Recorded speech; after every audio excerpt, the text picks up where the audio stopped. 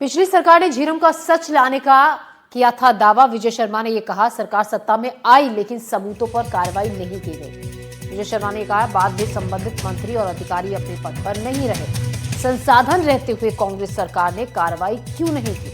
अब विजय शर्मा ने यह कहा कि पिछली सरकार ने झीरम का सच लाने का दावा किया था, सरकार सत्ता में भी रही लेकिन सबूतों के आधार पर कोई कार्रवाई नहीं हुई और बाद में जो संबंधित मंत्री थे, अधिकारी थे, वो अपने पद पर नहीं रहे। संसाधन रहते हुए भी कांग्रेस सरकार ने आखिर कार्रवाई क्यों नहीं की? विजय शर्मा ने यह आरोप सीधे सीधे लगाया।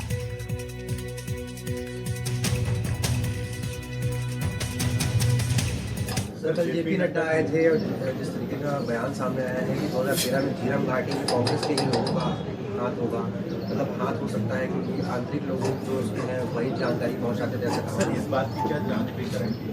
मैं बहुत स्पष्टता से इसमें कहना चाहता हूं कि विगत 18 के लोकसभा विधानसभा चुनाव से पहले हर बार ये कहा जाता था कि जो झीरम कांड है उसके सबूत हमारे जेब में है, सरकार बनते ही हम कार्यवाहियां करेंगे।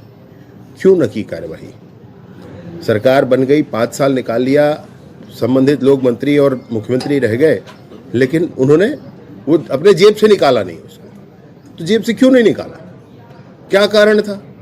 अगर जेब से नहीं निकाला तो हो सकता है जेब में जो हो उसमें कुछ ऐसा ही लिखा हो। अब वो जानेंगे भाई उस बात को। और इसी खबर पर ज्यादा जानकारी के साथ नीलेश त्रिपाठी हमारे संवाददाता हमारे साथ जुड़ रहे हैं। नीलेश, अब झीरम पर इतने सालों बाद आखिर सियासत क्यों? सीधे सीधे जेपी नड्डा ने यह कहा कि कांग्रेस नक्सलियों से समझौता करती रही, अपनी टीम के लोगों को मरवा दिया, ये तमाम तरीके के आरोप लगाए। उसका जवाब भी हालांकि उमंग सिंघार ने दिया। क्या इसका अर्थ निकाला जाए?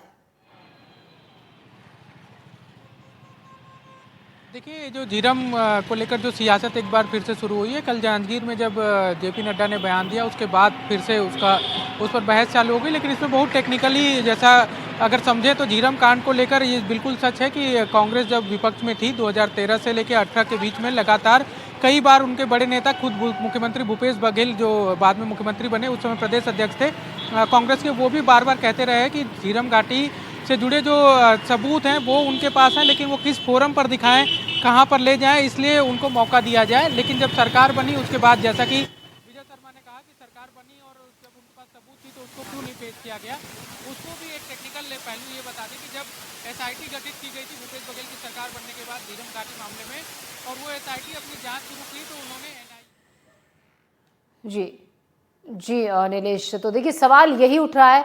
अब विजय शर्मा ने भी ये कहा कि जब सरकार थी पिछली सरकार तो क्यों नहीं तथ्यों के सबूतों के आधार पर जांच इस मामले में की गई, और जांच नहीं की गई, वक्त निकल गया, उसके बाद वो मंत्री और अधिकारी अपने पद पर नहीं रहे। इसको लेकर भी सवाल खड़े हुए।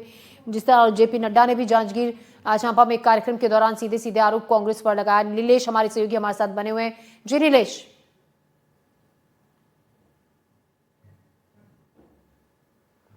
तो देखिए पीसीसी चीफ दीपक बैज ने साफ तौर पर उन आरोपों को नकारा। वहीं भूपेश सियासत इसलिए भी कि डिप्टी सीएम विजय शर्मा ने अब ये कहा कि पिछली सरकार ने समय रहते हुए क्यों इस पर कोई एक्शन नहीं लिया, क्यों कार्रवाई नहीं की, क्यों जांच इस मामले को लेकर नहीं की गई थी। जेपी नड्डा ने जिस तरीके से नक्सलवाद को लेकर एक बयान दिया, कांग्रेस नक्सलियों से समझौता करती रही और सरकार ने नक्सलवाद का डटकर मुकाबला किया, बीजेपी ने। अब सवाल खड़े यही हो रहे हैं कि झीरम घाटी पर सियासत क्यों? आपको ये भी बता दें कि इस हमले में करीब टॉप कांग्रेस के लीडर्स मारे गए थे। झीरम घाटी में जो हमला हुआ था 25 मई 2013 को कांग्रेस ने परिवर्तन रैली भी इसके लिए निकाली थी। झीरम कांड के समय केंद्र में यूपी और छत्तीसगढ़ में बीजेपी की सरकार थी। 27 मई को एनआईए को जांच का जिम्मा इस मामले में सौंपा गया था।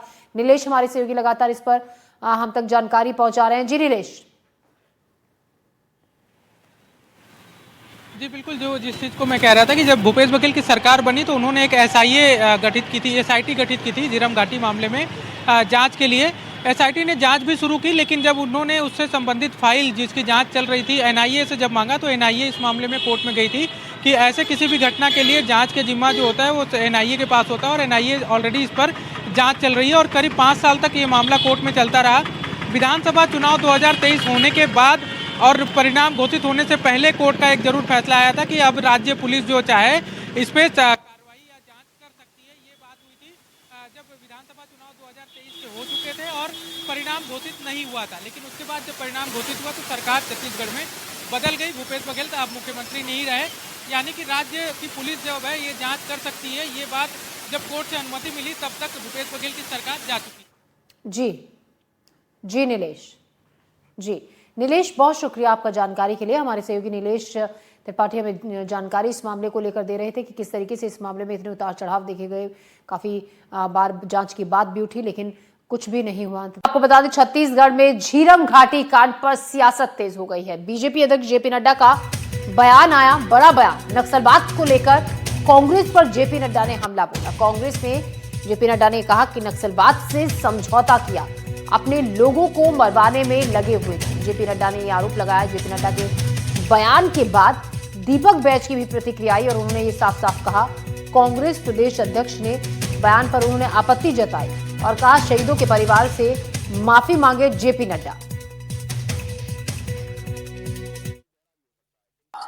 आपने आदरणीय मोदी जी के नेतृत्व में, उनकी इच्छा शक्ति ने, अमित शाह की रणनीति ने और आपके द्वारा धरती पर उतारने का काम विष्णुदेव राय जी ने और गृह मंत्री विजय शर्मा जी ने नक्सलवाद को जड़ से समाप्त करने का काम जो उठाया है, उसके लिए मैं विशेष करके बधाई देता हूं। मुझे याद है छत्तीसगढ़ का मैं प्रभारी था, मैंने झीरम घाटी की घटना देखी है।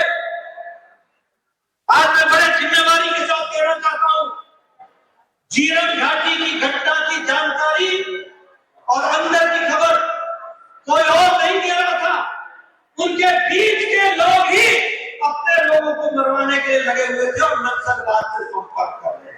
कांग्रेस की सरकार उनसे दोस्ती करती, समझौता करती थी, समय निकालती थी। ये सीधी टक्कर लेने का काम किया तो मोदी जी के नेतृत्व में डबल इंजन की सरकार ने और विष्णुदेव साय ने उसको जमीन पर उतारा है, ये मैं कहना चाहता हूं। जेपी नड्डा का बयान है, मैं समझता हूं कि ये राजनीतिक बयान है और सबसे पहले तो जेपी नड्डा को जो झीरम घटना में शहीद हुए उन परिवारों से इस बयान के लिए माफी मांगना चाहिए। रही बात जेपी नड्डा जी को, मैं याद दिलाना चाहता हूं कि उस समय छत्तीसगढ़ में 15 साल की भारतीय जनता पार्टी की सरकार थी। पिछली सरकार ने झीरम का सच लाने का किया था दावा। विजय शर्मा ने यह कहा सरकार सत्ता में आई लेकिन सबूतों पर कार्रवाई नहीं की गई। विजय शर्मा ने कहा बाद में संबंधित मंत्री और अधिकारी अपने पद पर नहीं रहे, संसाधन रहते हुए कांग्रेस सरकार ने कार्रवाई क्यों नहीं की। अब विजय शर्मा ने यह कहा कि पिछली सरकार ने झीरम का सच लाने का दावा किया था, सरकार सत्ता में भी रही लेकिन सबूतों के आधार पर कोई कार्रवाई नहीं हुई और बाद में जो संबंधित मंत्री थे, अधिकारी थे, वो अपने पद पर नहीं रहे, संसाधन रहते हुए भी कांग्रेस सरकार ने आखिर कार्रवाई क्यों नहीं की। विजय शर्मा ने यह आरोप सीधे सीधे लगाया।